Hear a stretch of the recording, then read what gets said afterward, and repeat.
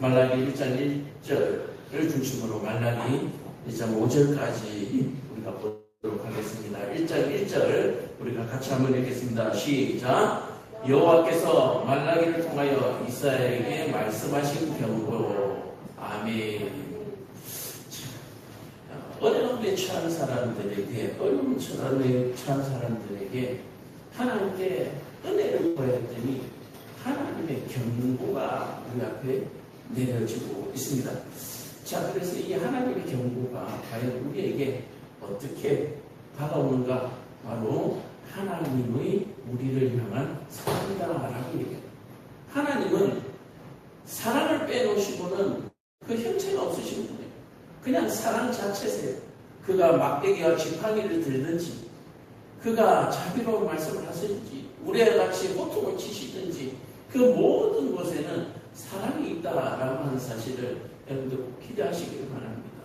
부모가 자식을 훈계하는 것 같이 하나님의 작대기와 지팡이는 우리를 사랑하시기 위한 바로 방법이자 하나님의 능력이죠. 우리가 그 지팡이와 막대기가 아니면 하나님을 도무지 알 수가 없고 또 하나님을 우리가 찾아볼 수도 없습니다. 자, 그래서 오늘 우리가 말라기 1장 1절에서 5절까지 볼 텐데, 먼저 말라기 선지자의 이름이에요. 사람의 이름인데 우리나라 사람이 아니니까 말라기, 그죠? 이름이 좀 그렇죠. 그러나 이름의 뜻은 너무너무 좋아요. 나의 사자, 나의 천사라고 하는 뜻입니다. 오늘 저와 여러분들도 하나님에게는 다 말라기가 되는 줄로 믿으시기를 축복합니다. 우리는 다 말라기예요. 그래서 하나님의 귀한 사자의 역할도 해야 되고, 하나님의 또 귀한 천사의 역할도 해야 하고, 또 하나님의 그 자녀의 역할도 해야 되고, 그 모든 것들이 우리의 모습이다라고 하는 거예요. 자, 그런 오늘 말라기가, 오늘 그런 저와 여러분들이 하나님 앞에 받은 말씀입니다. 자, 그래서 이스라엘이 바벨론의 포로에서 돌아온 후에 활동을 했었죠. 자, 그래서 이 말라기는 이스라엘이 포로에서, 바벨론으로부터 포로로서 돌아와서 말라기에게 주신 말씀이거든요. 우리나라로 한번 그냥 가까운 예를 들자면, 유교가 끝나고 휴전이 이루어지고 남한 정부가 수립돼요. 초대 대통령이 세워지는 바로 그때에 우리가 듣고 싶은 얘기는 어떻습니까? 대통령이 처음 당선되면 내가 이 나라를 정말로 안전하고 또 국민들이 편안한 나라로 만들겠습니다 라고 하는 게 보통 대통령의 연설이잖아요. 하나님도 그와 같이 이 포로기에서 돌아온 이 이스라엘 백성들에게 주시는 말씀은 바로 이런 말씀이어야 되지 않느냐라고 하는 거예요. 그런 하나님의 말씀이 바로 말라기를 통해서 전달되어지고 있다라고 해요. 그래서 시대적 배경이 포로에서 돌아와서 성전과 성벽을 재건축했어요. 그래서 나라를 재건축하고 아주 이제 영광만을 바라보는, 번영만을 바라보는 그런 기대감으로 눈을 반짝이면서 쳐다보고 있을 때에 우리가 어떤 생각이 듭니까? 이제 걱정 끝났다, 고민 끝났다, 고생 끝났다 라고 하는데 그게 아닌 거예요. 성전도 건축하고 성벽도 건축하고 이제 제대로 했는데 도저히 뭔가 빛이 보이지 않는 거예요. 오늘일까 내일일까, 어제도 기도하고 오늘도 기도했는데 내일은 들어주실까, 그렇게 애달게 기도하고 있는데 그렇게 하다 보니까 어떻게 돼요? 하나님에 대한 믿음과 실망이 점점점 두터워집니다. 기대 속에서 포로에서 풀려난 것만 해도 희망이잖아요. 희망인데 들어와서 성전과 건축을 했는데, 성벽도 건축했는데 그래도 빛이 보이지 않는 거예요. 그러다 보니까 믿음도 잃고 점점 더 절망에 빠져갑니다. 이런 사람들에게, 이런 이스라엘에게 하나님 주신 말씀은 뭐예요? 염려하지 마라, 걱정하지 마라, 이렇게 말씀하시면 너무 좋죠. 자, 그래서 오늘 뭐라고 말씀하시냐면은 여호와께 2절에 보면 여호와께서 이르시되 내가 너희를 사랑하였노라 하나 너희는 이르기를 주께서 어떻게 우리를 사랑하셨나이까 하는도다. 나 여호와가 말하노라. 에서는 야곱의 형이 아니라 그러나 내가 야곱을 사랑하였고 라고 말씀을 시작하시는 거예요. 자, 뭡니까? 내가 너희를 사랑한다 라고 얘기하는데 이스라엘 백성들이 지금 어떻다고 기도하는데 빛이 안 보여. 빛이 안 보니까 하나님이 언제 나를 사랑했냐고. 하나님이 언제 우리를 사랑하셨냐고. 그래서 성벽을 재건하고 성전을 건축하고 이 모든 것들이 하나님의 은혜라고 하는 사실을 어떻게 해요? 점점 상실되어져 가고 있다라고 해요. 우리는 조금만 힘이 들어도 하나님을 원망하고 불평하는, 또 마귀 사탄이 뭐라고 얘기하냐면 우리가 조금만 힘들고 어려워지면 너 하나님한테 뭐 잘못했지, 너 하나님 앞에 버림받았어, 이제 너는 하나님을 돌아보지 않아. 우리에게 계속해서 그렇게 말을 하시는 거예요. 너 기도해봐야 소용없어. 우리에게 계속 그렇게 얘기합니다. 그런 이스라엘에게 여호와께서 말씀하시기를, 내가 에스를 알고, 에스의 동생이 야곱인데 내가 에스를 사랑하지 않고 야곱을 사랑했다. 이 말이 참 쉬운 말씀이기도 하지만 어려운 말씀이에요. 자, 이래서 이런 말씀이 하나님의 어떤 마음이 되어 있는가? 바로 하나님의 구속 계획. 하나님의 구속 계획이라고 하면 구원. 첫 번째는 구원이고, 두 번째는 우리 앞에 놓여진 당면된 과제들, 문제들, 걱정것들, 염려들, 이런 모든 계획이 하나님의 안에서 사랑이다라고 얘기합니다. 자, 그래서 참 재미있는 것이 우리가 가끔 잊어버리고 있는 것들이 있는데, 올여름에 잡초와 가시연극기가 많이 났어요. 그래서 싹 제거를 하고 가을에 추수를 하고 좋은 열매를 거뒀습니다. 그러면 다음 봄, 여름에는 잡초와 은근기가 안 나나요? 또 나죠. 또 나요. 그러므로 우리는 이 땅에 가시와 은근기가 우리의 이 땅에 사는 동안에 계속해서 있다라고 하는 사실을 여러분들 꼭 기억하시기를 바랍니다. 가시와 은근기를 한번 싹 제거하고 나면 끝나는 게 아니잖아요. 내년에 또 나고, 봄에 또 나고, 여름에 또 나고, 가을에 또 나고, 계속해서 나요. 우리는 이 사실을 자꾸 잊어버리는 것 같아요. 그래서 우리가 하는 일은 뭐냐면은 바로 다스리는 일이거든요. 죄를 다스리라고 해요. 우리의 죄는 뭡니까? 가시와 은근기를 베어냈습니다. 근데 또 나요.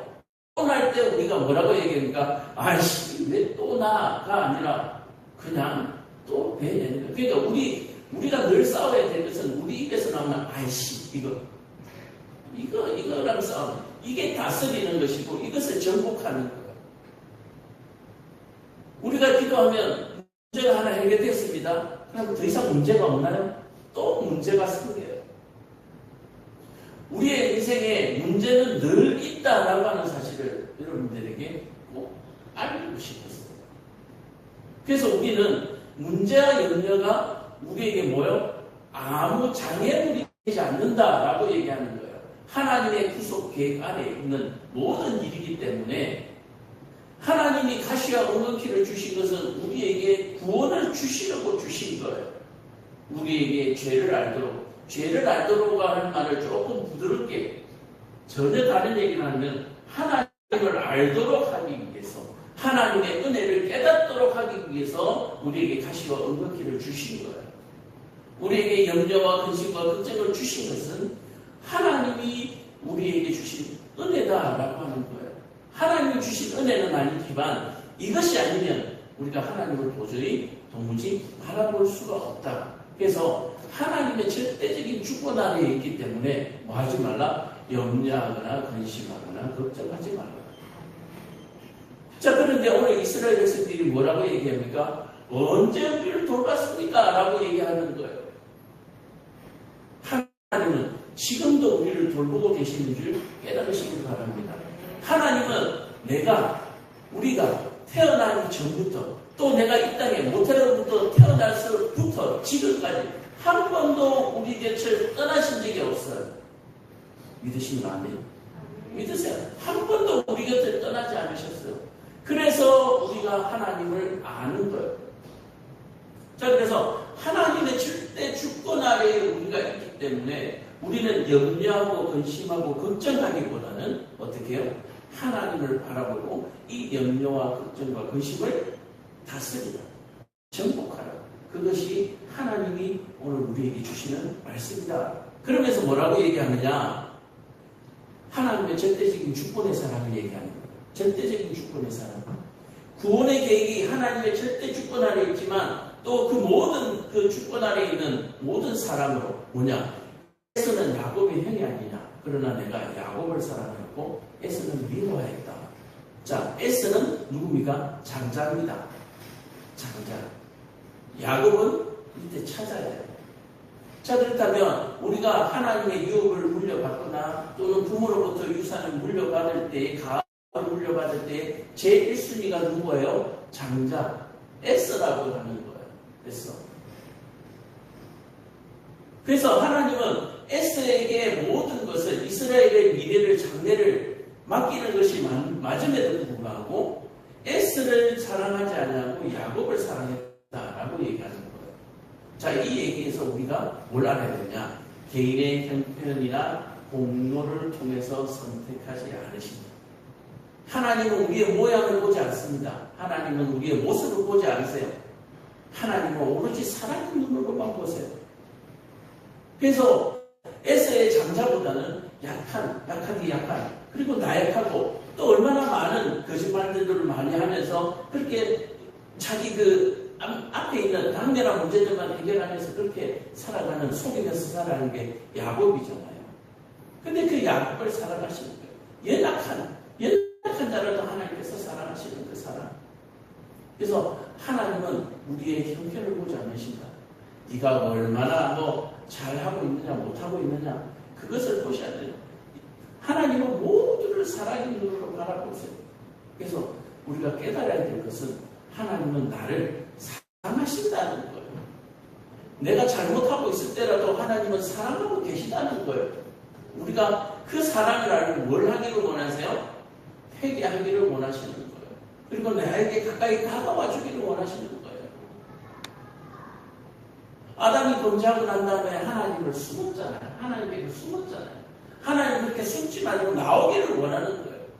우리는 염려와 문제와 근심이 있으면 그것부터 해결하려고 하는 게 우리 습성이에요. 근데 하나님은 내게 먼저 나와라. 그리고 나한테 먼저 구해라. 그러면 하나님께서 너와 함께하는 것을 네가 알게 될 것이다. 네가 나오면 함께 해주겠다가 아니라 네가 나오면 내가 함께하고 있다는 걸 알게 될 것이다. 깨닫게 될 것이다. 라고 얘기를 하는 거예요. 우리가 교회 안에 나오지 않으면, 예배 가운데 나오지 않으면 하나님이 나를 사랑하신다는 걸 어떻게 아세요? 혹시 하나님이 나타나셔서 내가 늘 사랑한다라고 혹시 보신 적 있어요? 교회 나와서 말씀을 듣고 하나님을 사모하고 기도하는 가운데 하나님이 나를 사랑하신다는 걸 비로소 알게 되는 거예요. 하나님을 등지고는, 하나님을 떠나서는 하나님이 나를 사랑하신다는 걸 알 수가 없어요. 그러나 힘들고 어렵고 고통 가운데서도 먼저 나에게 나오라. 그러면 내가 너와 함께하고 있다. 걸 깨닫게 될 것이다. 너 지금 힘들다. 나 지금 같이 있어. 걱정하지 마. 예수님께서 동물에서 자고 계실 때 예수님 잠만 자지 말고 우리를 좀 구해주세요. 배가 깨지고 뒤집히기 일보 직전이에요. 뭐요? 예수님이 함께 계시는데 제자들은 염려하고 걱정하는 거예요. 예수님 한마디에 풍랑이 잠잠해지는 것을 우리는 알 수가 있잖아요. 뭐요? 예수님이 함께 계셨다는 거예요. 예수님이 함께 계셨다. 제자들이 염려하고 걱정하기 이전에 예수님 배가 깨지겠어요. 어떡하죠? 그렇죠? 근데 이 제자들은 깨질까봐 발을 붙이고 또 키를 잡고 배를 온갖 짓을 다 하다가 막 답답하니까 그래도 주무시고 계신 거예요. 그래도 답답하니까 예수님 잠만 주실 거예요. 예수님 같이 배에 계시잖아요. 네가 죽으면 나도 죽는 거잖아요. 내가 살면 너도 사는 것이고 예수님이 부활하셨으므로 내가 부활한 줄을 깨달으시길 바랍니다. 예수님이 살아나셨기 때문에 나도 살아나는 거예요. 예수님이 온갖 마귀의 시험에서 이겼기 때문에 나도 이길 수 있는 거예요. 예수님이 내 안에 내가 예수님 안에라고 하는 것은 예수님과 내가 하나가 되는 것이고 예수님을 온전히 신뢰하는 것입니다. 그래서 우리의 형편과 모든 것들을 하나님께서 살펴보지 않으신다. 가난하다, 부자다, 똑똑하다, 하나님 앞에 나오는 자에게, 하나님 앞에 나오는 자는 하나님께서 함께 하시는 걸 깨닫게 되고 알게 된다. 그래서 깨닫는 것보다 안다는 말이 좀 더 좋아요. 해보면 안다. 해보면 안다. 우리 자녀들한테 많이 해보세요. 한번 해봐. 해보면 안다는 거예요. 해보면 안다는 거예요. 안 해보면 영원히 모르는 거예요. 우리 딸이 있는데요. 출렁이기 지금 막 하는데 6살인데 못해요. 못할 수밖에 없죠. 하나도 못해요. 그래서 제가 이렇게 박자를 가지고 하나, 둘, 하나, 죽어도 말 안 들어요. 죽어도 말 안 들어요. 근데 기억하고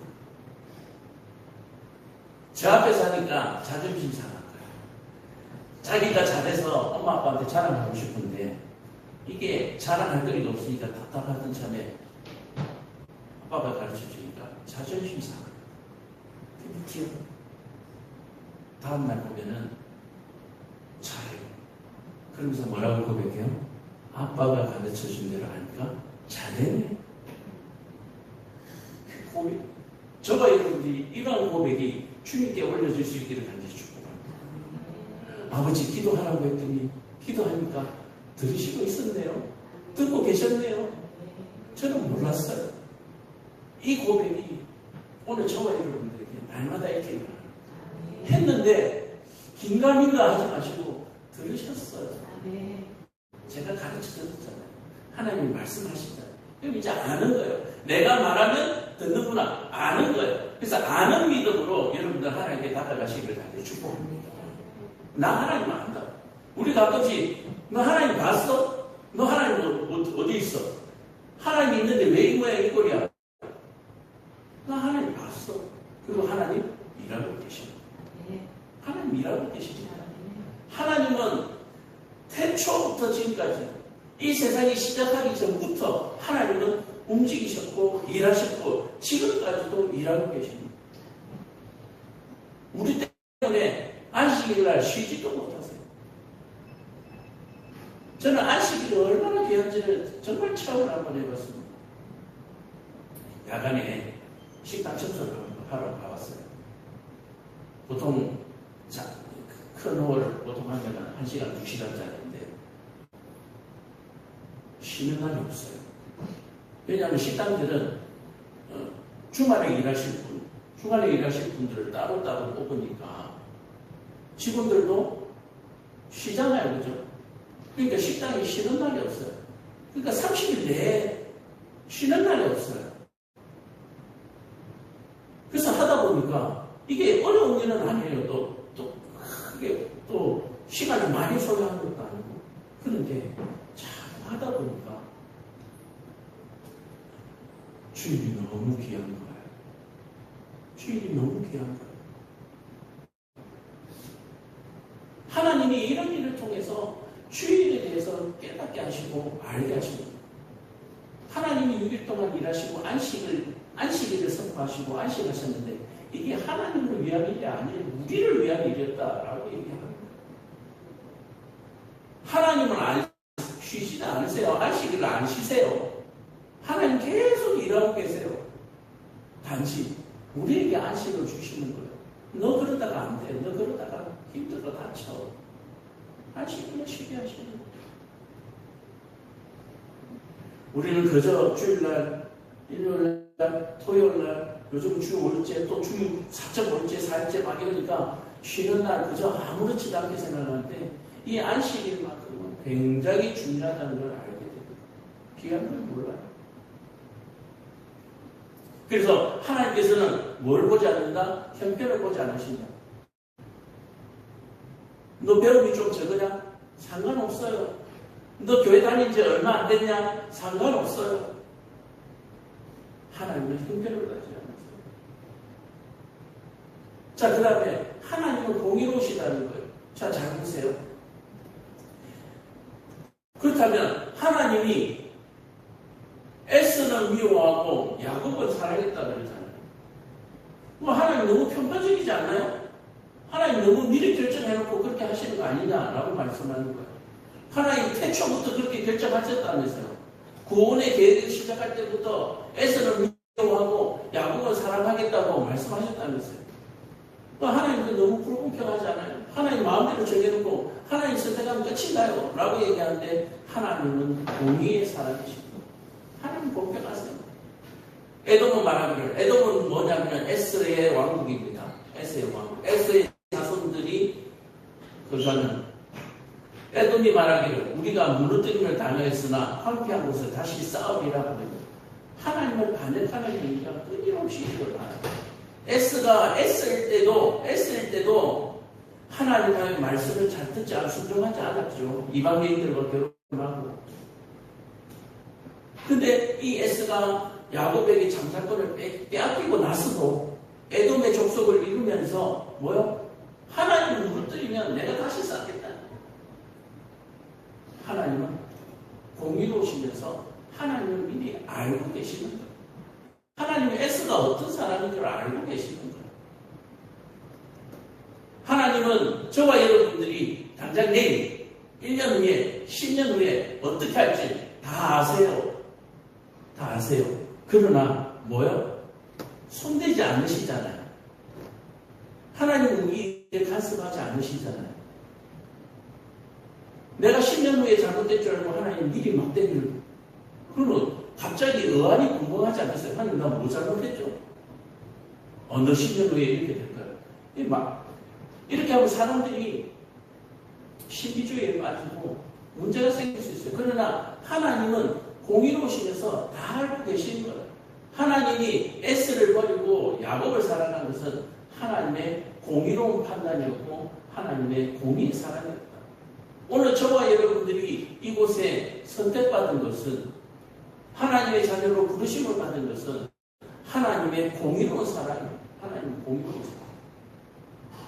하나님은 일방적으로 선택하고 월권을 주지 않습니다. 하나님은 모든 것들이 순리이면서도 그것이 공의로우시고 그것이 공평한 거예요. 자, 그리고 하나님은 그렇다면 하나님을 믿는 이스라엘 백성들, 교회 백성들만 하나님을 챙기시는가? 라고 했더니 이스라엘 밖에서까지 미치는 사람, 하나님은 믿지 않는 자들에게도 그 영향을 미치시는데 만군의 여호와가 이르노라 그들은 싸울지라도 나는 헐리라. 이방 백성들이 이스라엘을 괴롭히고 아무리 침략을 할지라도 나는 이스라엘을 견고하게 세워나가겠다라고 하는 구원의 계획의 전방위적인 하나님의 계획을 말씀하고 계신 거예요. 오늘 4절에 보면 에돔은 말하기를 우리가 무너뜨림을 당하였으나 황폐한 곳에서 다시 쌓으리라 하거니와 나 만군의 여호와는 이르노라 그들은 쌓을지라도 나는 흘리라. 사람들이 그들을 이끌어 악한 지역이라 할 것이요 여호와의 영원한 진노를 받는 백성이라 할 것이라. 그래서 하나님을 대적하는 사람들, 하나님을 반역하는 사람들은 영원히 하나님의 진노를 벗어날 수가 없다. 그러나 하나님을 다시 찾는 사람, 하나님을 부르는 사람, 하나님께서 함께하고 계시는 걸 결국 알게 될 것이다. 내가 알게 해주겠다. 우리에게는 알게 해. 그리고 하나님이 그 증거까지도 우리에게 보여주신다라고 하는 것을 말라기를 통해서 보여주고 있습니다. 그래서 제가 이 말라기는 길지 않은 책이기 때문에 계속해서 시리즈로 나가려고 합니다. 자, 5절에 보면 마지막 절입니다. 너희는 눈으로 보고 이르기를 여호와께서는 이스라엘 지역 밖에서도 크시도다 하리라. 결국 뭐예요? 우리도 보게 되고 신하게 될 것이다. 하나님이 나를 지키시고 나를 대적하는 모든 대적으로부터 지켜내시겠다. 질병으로부터, 사회 실패로부터, 모든 문제, 가정의 문제로부터 하나님이 우리를 지키시는 줄 믿으시기를 아시기를 축복합니다. 하나님을 아셔요. 하나님을 알면 돼. 그래서 오늘 말씀을 통해서 하나님이 나를 알고 계신다. 이것만 알고 가도 큰 소득이 있을 줄로 믿습니다. 기도하겠습니다.